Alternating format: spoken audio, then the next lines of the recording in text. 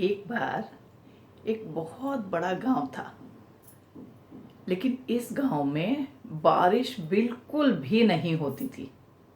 बारिश ना होने के कारण वहाँ पर फसल उगाना बिल्कुल इम्पॉसिबल काम था।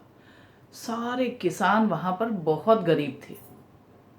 सारा दिन मेहनत करते लेकिन उन्हें फल बिल्कुल भी ना मिलता। फसल उगती ही नहीं। ढेर सारे लोग वहाँ से गांव छोड़ छोड़ कर दूसरी जगहों की तलाश में निकल गए। एक किसान था जो अपनी फैमिली के साथ में वहाँ पर बड़े सालों से रहता था। वो बिल्कुल भी उस गांव को छोड़कर जाना नहीं चाहता था, क्योंकि उसके एंसेस्टर्स हमेशा से उसी गांव में रहे थे।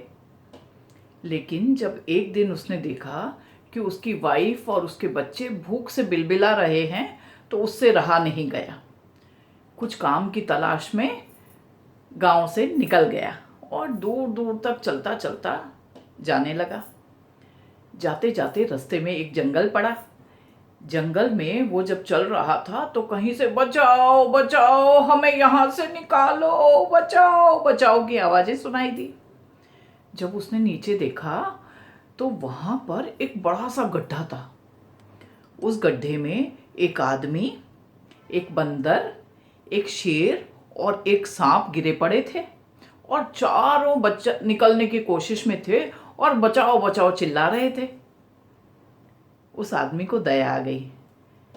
किसान ने दया के कारण उन चारों को पकड़कर और बाहर निकाल दिया। सारे अपने अपने रास्ते चले गए।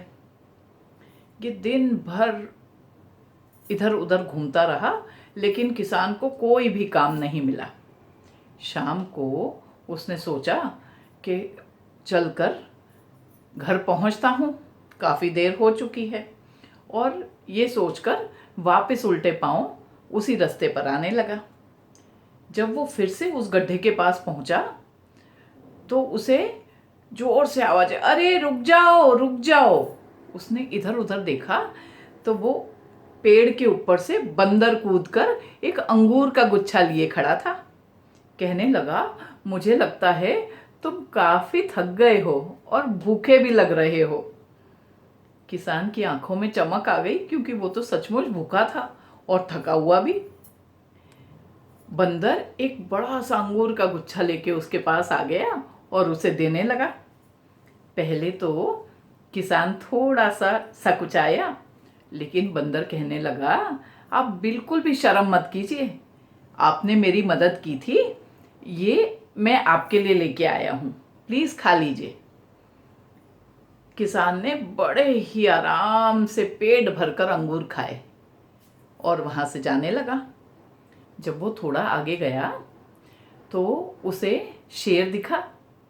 अपनी गुफा के बाहर खड़ा था। शेर कहने लगा, अरे रुक जाओ, मैं और तो कुछ तुम्हारी मदद नहीं कर सकता, लेकिन मेरी गुफा में ढेर सारा सोना चांदी भरा पड़ा हुआ है। मैंने जिन लोगों को मारा था उनका पैसा और सोना चांदी मेरे पास में रखा हुआ है। रुको, मैं तुम्हें सोना और चांदी देता हूँ। और खूब सारा सोना चांदी किसान को दे दिया। किसान सोचता हुआ चलने लगा कि इस सोने चांदी को मैं किसे बेचूंगा और मुझे कैसे पैसा मिलेगा।